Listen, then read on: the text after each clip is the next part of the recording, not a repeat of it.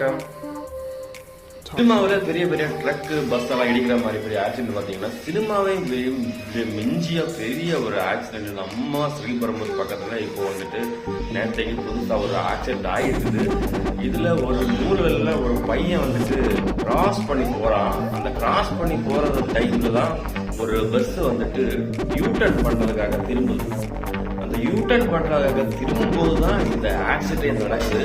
ஹைவேல நீங்க பாருங்க, இந்த வீடியோல ஹைவேல யூட்டர்ன் பண்ற பஸ் திரும்புது. அந்த லெஃப்ட் சைட்ல ஒரு பையன் போறான்.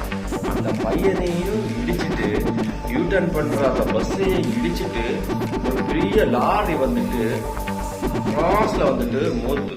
லாரி வந்துட்டு வர ஸ்ட்ரைட் ரோடு. இது சினிமாவை மிஞ்சிய ஒரு பிரமாண்டமா இருக்குது பாக்குறதுக்கு. அவ்வளவு பயங்கரமா ஆக்சிடென்ட் இருக்குது. இதுல தப்பு யார் சைடுன்னு பாத்தீங்கன்னா கண்டிப்பா முழுக்க வந்துட்டு பஸ்ஸுக்காரன் வந்துட்டு தெரியாம வந்து டேர்ன் பண்ணலாம். பொதுவாக பஸ் எல்லாம் டேர்ன் பண்ணும்போது பெரிய யூட்டர்ன் போடுறதுக்காக பஸ் வந்துட்டு ஒரு ஓரமா நிற்பாங்க, ஒரு அரைகுறையா பார்ப்பாங்கன்னு நினைக்கிறேன். ஆனா அங்க வருகிற ஸ்பீட்ல வர டார்ஸை வந்து பார்க்கல அவரு. இந்த பெரிய ட்ரக்கு என்ன ஸ்பீடு என்ன கண்டிஷன்ல வர இவர் பார்க்கவே இல்லை. அது முதல் காரணம். இந்த பஸ் டிரைவரோட காரணம் தான்.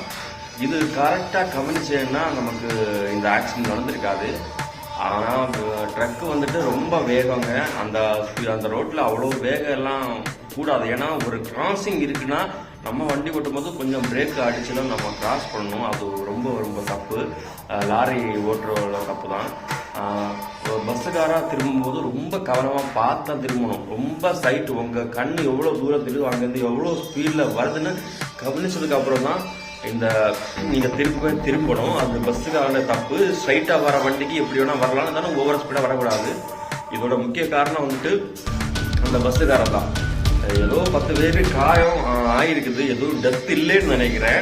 இது வரைக்கும் வந்துட்டு காயம் தான் ஆயிருக்குது, டெத் இல்லை. ஏதோ தப்பிச்சிருக்காங்க. ஆனால் பெரிய ஒரு ஆக்சிடென்ட்டுங்க. இந்த மாதிரி ஓட்டுறது கொஞ்சம் ஸ்பீடு கம்மியாகவும் கொஞ்சம் பார்த்து டேர்ன் பண்ணுங்க. இதான் நான் இந்த வீடியோவில் சொல்லுவேன். நிறைய ஆக்சிடென்ட் இதே மாதிரி புதுசாக வந்துட்டே இருக்குது. கொஞ்சம் கேர்ஃபுல்லாக வண்டி ஓட்டுங்க. எல்லா யூட்டர்ன் சிக்னல்லையும் டம்மி சிக்னல்லையும் கொஞ்சம் பார்த்து பிரேக் அடித்து போங்க. அதான் நல்லது. இது உங்களுக்கு ஆக்சிடென்ட்டை குறைக்கும். பிடிச்சிருந்தா வீடியோ லைக் பண்ணுங்கள். நெக்ஸ்ட் வீடியோவில் சந்திப்போம். பாய்.